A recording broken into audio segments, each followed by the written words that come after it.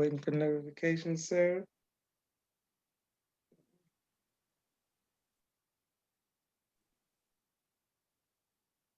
Here we go. And we are live. I want to thank everyone for tuning in to a very special edition of Off the Record on the People's Podcast this afternoon. We have a great guest and Brother Christopher Muhammad. First of all, assalamu alaikum, sir. Wa alaikum salam, sir. Thank This you is for true. having me. Yes, sir. Thank you for coming on. This is truly an honor, very humbling that you would take time out of your busy schedule to come give us some information as well as inspiration. The first thing we want to know, Brother Christopher, is when did you hear the teachings of the Most Honorable Elijah Muhammad? Well, first of all, in the name of Allah, the Beneficent, the Merciful, I first heard the teachings June 25th, 1989. I was 19 years old, had a pretty troubled teenage days and high school career. So I was doing some gang banging on the south side of Chicago, and we were in the middle of this war in the streets. And the minister was doing a Stop the Killing tour at that time. In 89, he was touring the country to stop the killing. Actually, you know, they're saying that, you know, it's really bad right now, but I believe it was worse in the late 80s and early 90s, especially in Chicago. And so a friend of mine who had joined the nation a little before me came to the neighborhood and invited us to come out to Mosque Mariam to hear the minister. Yes, sir. And it was the conspiracy to kill Black youth.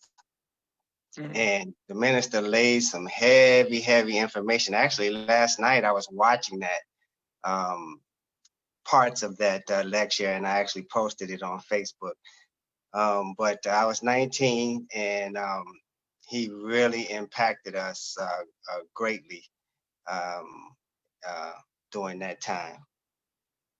Praise be to Allah. Yes, sir. And Sister Bronda says she's watching, and Brother Paul says, thank you. Thank you, sir. Thank you all for continuing to watch. Brother Christopher, my question for you is, any of those people that you were in the gang with, did you ever reconnect, and are y'all still cool now? Oh, absolutely. You know, they are my brothers for life. Yes, sir. And you know, that was a very interesting experience. Being in the street life. I came from a very good home. Just let me say that for the record. My parents were devout Christians. My father is deceased. He was a minister all of my life. My mom is still alive and is doing wonderfully by Allah's grace. But I didn't come from a bad home. It was just my choice. You know, once I was, you know, in high school, I just gravitated toward that life, and I found a lot of fulfillment there that I can't really explain. You know, I think a lot of our young brothers deal with that, and uh, so it was, you know, it's very interesting how we have to go through certain things, and so I don't judge the young brothers um, that are out there in the street, because I can relate very much to that. Yes, sir. Okay, praise be to Allah. My sister's name says something like my okay, so in LA, people know about a lot about because of movies. LA gang life is Crips and Bloods, but from being in Chicago and now drill music and music has made, you know, GD's, Vice Lords, Black Sounds popular in Chicago. What did you, were you afraid, or was it, were you, you know, you felt secure in being in the gang? Oh yeah, yeah. It was not it was not anything that was really fearful. It was more exciting, you know, and it was more trying to prove your mettle as a young Black man, your toughness, your fearlessness, and you just grew to have a bond with the brothers in the street, similar to the nation when you soldier with brothers and Yes, sir. Yes, you are sir. in the trenches with brothers, you form a bond. And so when you go through certain things, experience certain things with your brothers in the street, they become family. And so it was, it was never, to me, really was never fear. I mean, there was times when, you could have lost your life, but it was just all a part of the lifestyle. The same way you see the brothers on the street right now, they don't necessarily have fear. They watch their back all the time and they're trying to survive. But yeah, fear it doesn't choke them out or. So I didn't have a lot of fear. It was something that I actually enjoyed at that time in my development. Yes, sir. How did your parents feel once you accepted the teachings? Well, coming from a Christian family, growing up in church, I spent many, many hours, many, many days in church. Um, and for me to come home and uh, now proclaim that I'm going to be a Muslim, it was something. My parents, though, I believe, were somewhat relieved because they could see the change in me. And the church at that time couldn't do anything with me. Um, and I was determined to get a reputation on the street, Yes, sir. determined to to live that life. So to see me come around, to see me coming in the house, yes ma'am, no sir, clean cut, wasn't smoking anymore, wasn't getting high anymore, wasn't drinking anymore, wasn't hanging out anymore.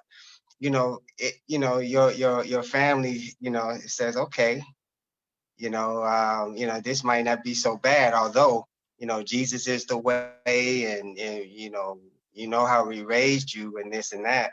But I just think that over time, we were able to win over them. Um, and then I've had other siblings come in as well. But I didn't have so much issue with my family, my immediate family, as the church and members of the church who would you come at me and want to debate. But these teachings are so beautiful that we have definitely been given the invincible truth. And as I studied and stood on the word, um, we were always successful. Praise be to Allah. Excellent. And thank you, Brother Christopher, for your sacrifice. And thank your family for their sacrifice as well. All praise Um, to Allah. could you put us into the climate of when you first joined the nation? Who did you recite to? Like who trained you? And what was it like being in Chicago at that time? My processing teacher uh, back in 89 and 90 was Brother Ronald from the Okay. E team. Okay. Yes, sir. And Yes, sir. he impressed me a great deal. Um, he was very strong, very stern, no nonsense, but I could tell that he had been in the street and listening to his testimony of coming up in New York and a lot of the things that he experienced there. It made me give him my undivided attention. And he challenged us all the time to be better every time we would come to the mosque and to clean up some aspect of our lives constantly. So he was constantly pushing us to get better. Um, and I still see a lot of brothers around from when um, Brother Ronald was the processing teacher. So that was a very interesting time. I didn't come in until '92, although I first heard the teachings in '89. Okay. Um, Yes, sir. but I really, Josh, I really wanted to make sure that I believed. I really wanted to make sure that that what I was doing was the right thing. I was taught young, very young, not to play with God. Yes, And sir. so Yes, sir. Yes, sir. go to join something because it looked good, or join something because they look strong, and I like to be in suit and ties. I had to really know and understand that this is the truth. And so it took me 3 years to get to that point, but I can't be moved from my belief. I don't believe. Allah Akbar, praise be to Allah. My sister Miriam says, Assalamu alaikum. Sister Aisha Islam. says, ASA family. I'm not in the mood. Sister Aisha, and Sister Kathleen says, she bears witness. She literally watched the transformation. Praise. She literally watched the transformation. Praise be to Allah. Yes, sir. My next question is, what was it like for you in 1992? You accepted teachings to meet the first time Mr. Farrakhan for the first time. And when did you meet him, and how was that like when you met him? Wow. I actually didn't meet him face to face until where we could have, a sit down conversation or actually talk to the minister until very recently, like 3 years ago. Mm, Um, mm. but in the early 90s, I would do security on the farm when he first got the farm. Okay, yes, And sir. so we would just, he would see me, and, we'd give each other the greetings and things like that. But I really didn't, shake his hand and sit down and talk to him. But 3 years ago, I wound up doing a paint job for him out at the farm, and we got a chance to finally sit down and talk, and it was one of the most beautiful experiences of my life. Just grateful for his love for us, and his care for us. And if people really knew and understand how much he loves us, and it comes across, especially when you're in his presence, you can definitely feel it.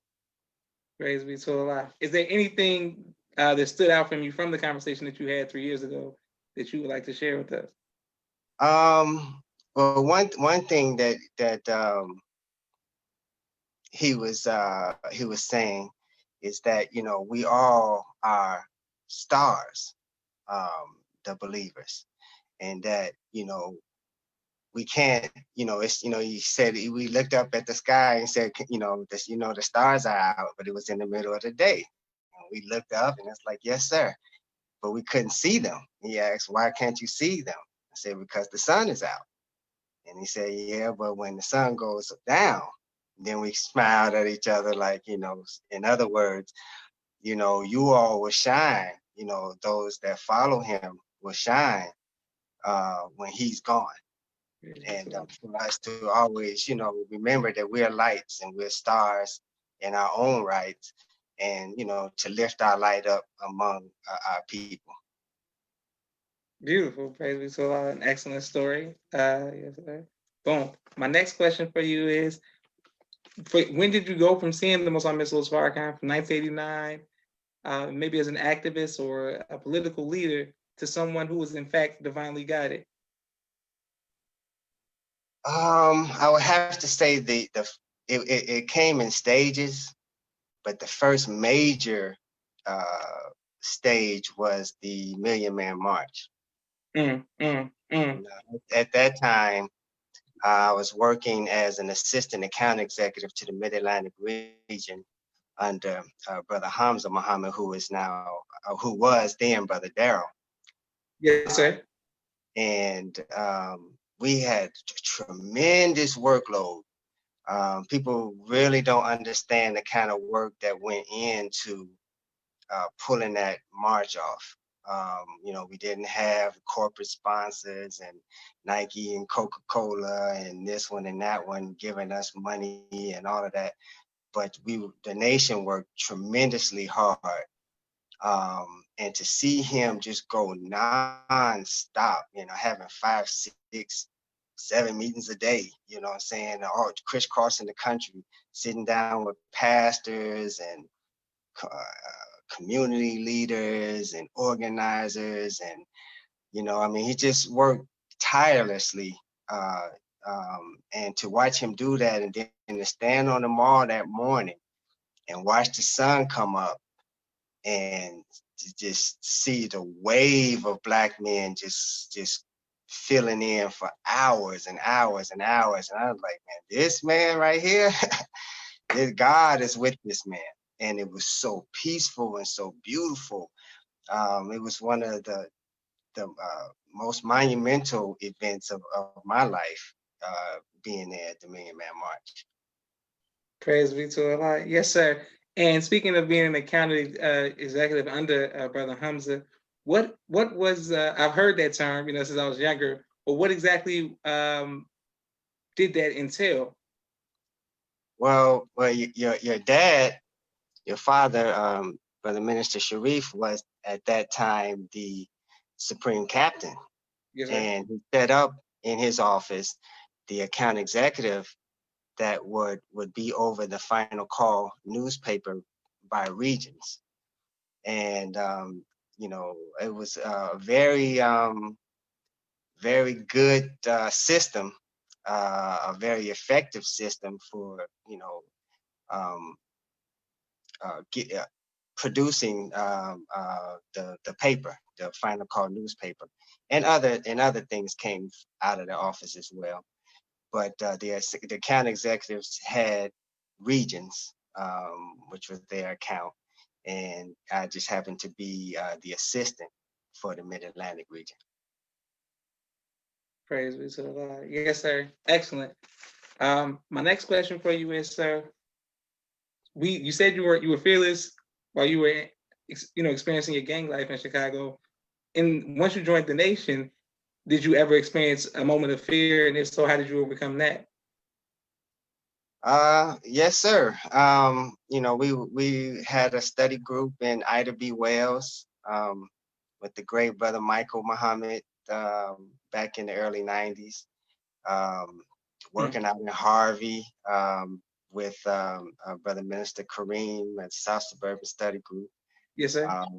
Always being out in the street. I mean, we would be among some of the worst elements of our people.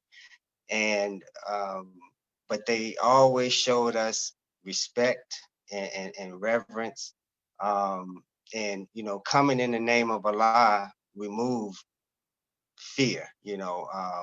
So you would experience it some, but it wasn't to the point where it would stop a mission or stop what we were doing, or make you not want to go out and soldier. So I think that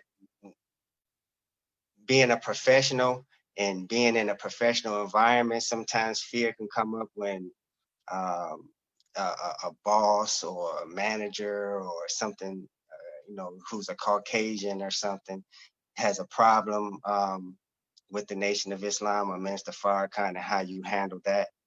But the minister has just always taught us to stand on what you believe, and Allah has us. Yes, sir. Yes, He's sir. with the believers, and He is with us. If we stand and trust in Him, we don't have anything to worry about. Praise be to Allah. Yes, sir. And my next question for you is, what has been your greatest joy in your tenure in the Nation of Islam? Well, I've had a lot of joy, I would say. I mean, one of them was my younger brother, Steve, joining the nation a little while after me. That felt really good. Then my younger sister, Kathleen, joining the nation. Then my children, being raised in Islam.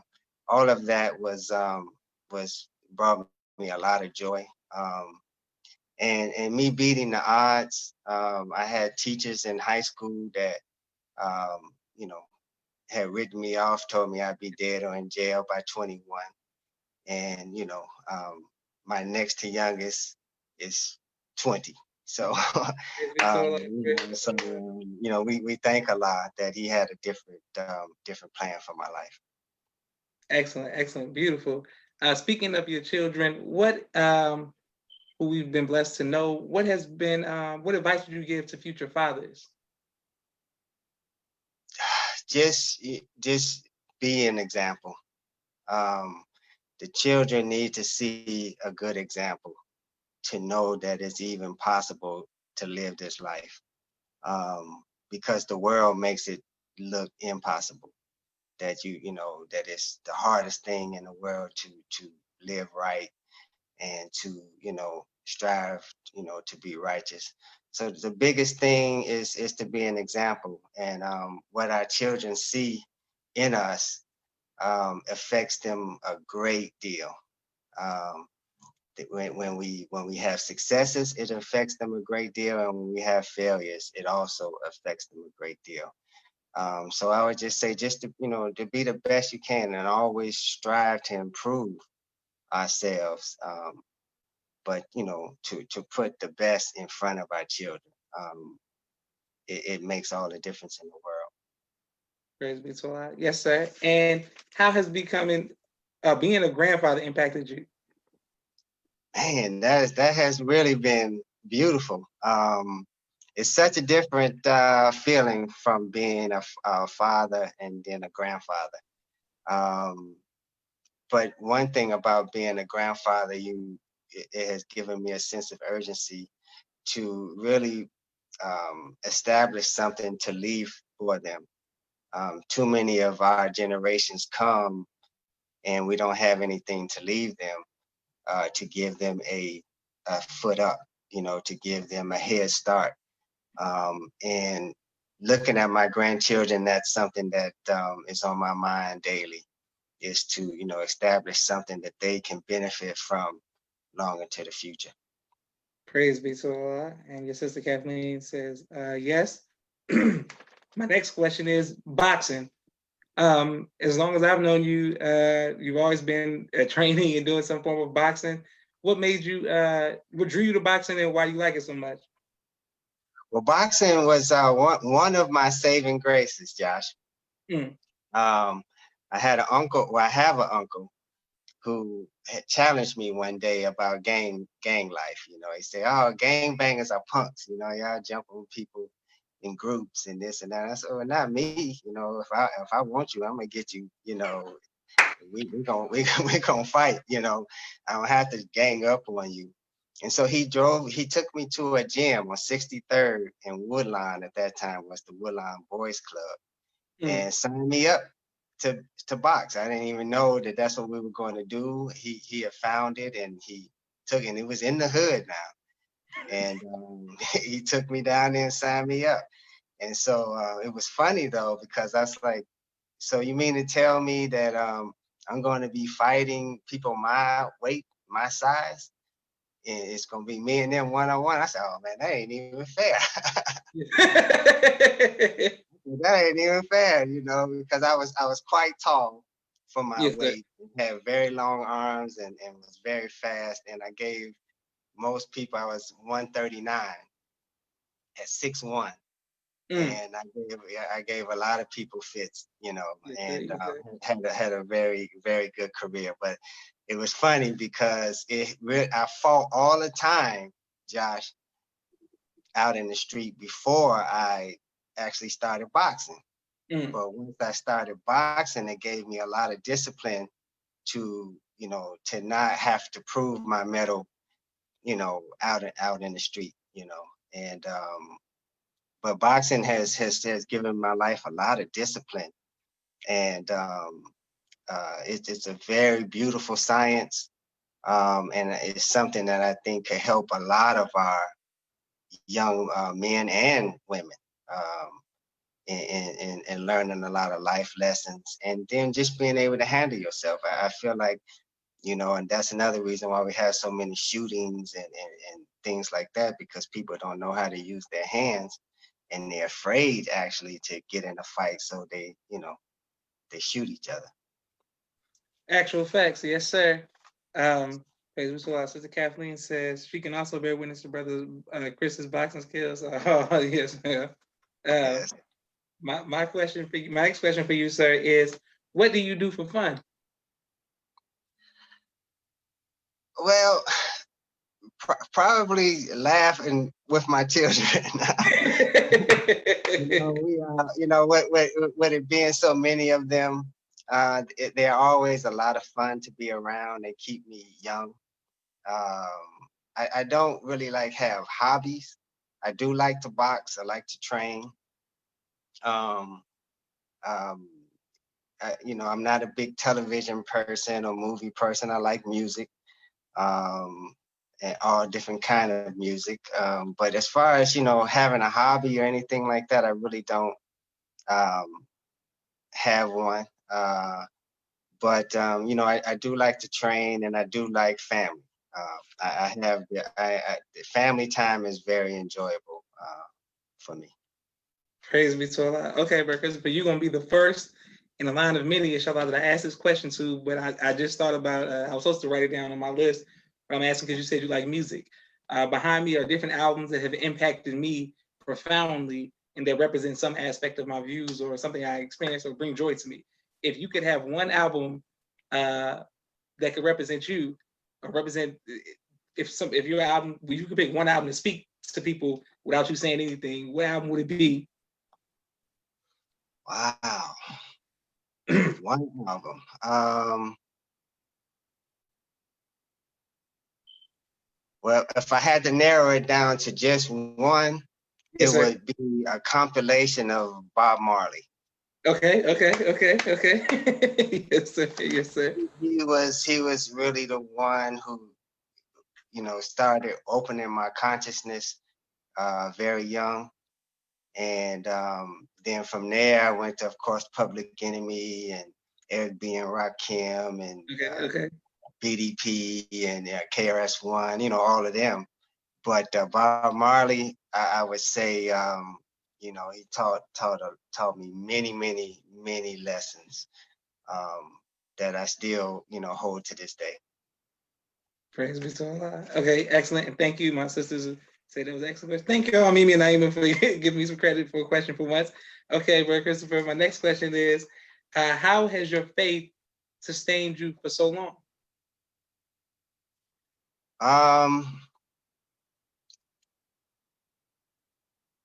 At one point in my walk, my faith failed, and it was a very difficult time in my life, Josh. And I believe that failure and me kind of believing that it was me that was being successful. It was me that was being a great husband. It was me that was being a great father. It was me that was being a great FOI. And in reality, all the time, it was Allah in me and using me as long as I was submitting to Him. And so I had a fall where I kind of got chesty. I'm saying, trying to kind of get kind of arrogant as far as this is me. This is what I've been able to accomplish and what I've been able to do. And I fell on my head pretty hard. So me rededicating myself, me committing myself to Islam and to the God has, just like, I know for a fact that this life works. I know for a fact these teachings are true. I know for a fact what they will do in your life if you apply them, So I would say sometimes failure can help actually strengthen you to where you won't go back. I'm saying? You won't, sometimes you have to, experience a moment of weakness to really know where you get your strength from. And I know that my strength and how people say living my best life. Yes, sir. Yes, sir. Living my best life is as a FOI and is as a Muslim. I can tell you that. That's the best Chris you're gonna get is the brother Chris that is striving to be a Muslim. Praise be to Allah. Beautiful. Okay, excellent. My next question is, will you ever write a book about your life's journey? hadn't been a plan of mine, but you asking me that, it's been several people lately that has asked me if I would do that. So I think that's something I need to consider. I hadn't to this point, but I think I really will. And I'd like to leave something because none of us are here to stay, Yes, sir. and it would be something, to leave something of value and of a part of me in writing. So yes, I will consider that. Beautiful. Praise be to Allah. And my last question, once again, I want to stress to you, my sister Miriam says she loves Bob Marley as well, but my last question to you is, what would you like your legacy to be, Brother Christopher? Um, a young black boy who was born in the Christian church with beautiful Christian parents and a beautiful Christian family, finding Islam uh, through the Honorable Minister Louis Farrakhan, and really following Jesus, really loving Jesus, and really striving to be a helper of his. Yes, Uh, sir. that you know, life is fleeting, and we only here for a short time. So I just would like, my legacy to be that, Chris was one of the ones who was in the trenches, and one of the ones who helped in the establishment of Islam in America. We are still got a lot of work to do, and it just feels good that we were chosen, just like you, Josh. That we were chosen to be in the nation, in America at this time, you know, at the time of the changing of worlds. Wow. Um, and so to be on the right side of history, Yes, sir. that's a beautiful thing. I don't have to have no big name, and I don't have to have all of that, just to know that I was on the right side of history. Is and I strive to help the Honorable Minister Louis Farrakhan. Praise be to Allah. Well, I want to thank you for always being kind and protective over myself and my family. And So, we just want to thank you for your sacrifice and thank your family for their sacrifice. We all grew up together. Man, I thank you, Brother Christopher, for taking time out of your busy schedule. We I want to want put I this. want to I want to say something to you too, Josh. Yes, sir. Man, I have so much respect for you and your family. Your father is one of my mentors, and helped to train me in a lot of ways. And your mom is a beautiful soldier, and your brother and your sisters. I love all of y'all. But I remember, you as a little boy, Yes, sir. and I remember, that how you would look up to me and look up to a lot of the people that you interview now. Yes, sir. Yes, sir. Yes, sir.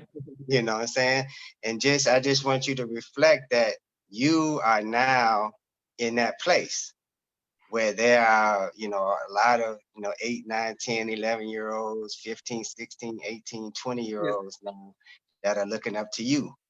And you are having a great impact, and you're going to be legendary, the legendary DI, from the South. Now your voice is really um, getting big with the podcast and the things that you're doing. And I'm so proud of you, man. So don't never look at yourself as small. You or all your peers, yes, sir. Yes, sir. all of you all have a light. I'm saying all of you all are going to affect a lot of people. So don't look at yourself as being small and insignificant at all, because you all are the ones, man. You all are the ones that's going to push this whole nation and push everything further. So man, I just want to applaud you, and I Oh, want praise to that. That commend means a lot, you. sir. And I definitely want to send love to you all, for the loss of your comrade and your brother Assad. Oh, yes, sir. He was a beautiful young soldier, a beautiful young soldier. So y'all keep it tight. Yes, and sir. and just know that that we love y'all. We Yes, love sir. y'all, and there's a lot of young people looking up to you, and a lot of you are having a big impact, whether you recognize it or not. And I just wanted to give you a shout out for that. Keep up the good work. Thank you very much, sir. That means a lot. And Brother Durst, thank you, Brother Durst. This is on point. Sister Kiana says, being on the right side of history, all praises to Allah. So, like Sister Kiana, my sister Miriam says she loves you and your family. Naima says, yes, sir. And thank you all for continuing to watch the People's Podcast. The visual sponsors will be up by the end of this week. Cash App, $ the People's Podcast. We thank you all for letting this keep going. And we have some more, so many more interviews coming up for the year, inshallah. And if you have anybody that you want to recommend, please put that in the comment and in the comment section, and we'll keep everything going. Thank you, Brother Christopher, very much for coming on the Thank People's you again, Podcast. Brother Josh. Yes, Please sir. give your family the greetings. Yes, sir, I will. Assalamu alaikum. Wa alaikum salam, sir.